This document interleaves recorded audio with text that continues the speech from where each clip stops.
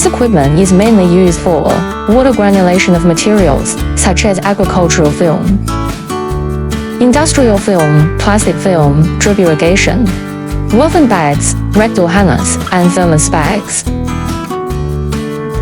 The types of plastic that can be pelletized are very wide. The twin screw rotating in opposite directions produces a powerful positive displacement pumping effect, can forcefully grasp and transport materials like a deer pump.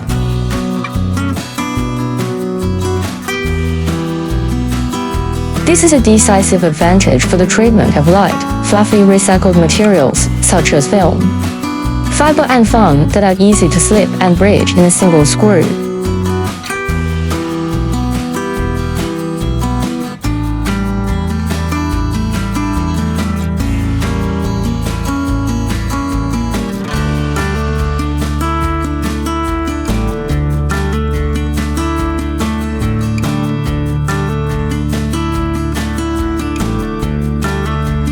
Because the feeding port is large, it is particularly suitable for that fluffy material.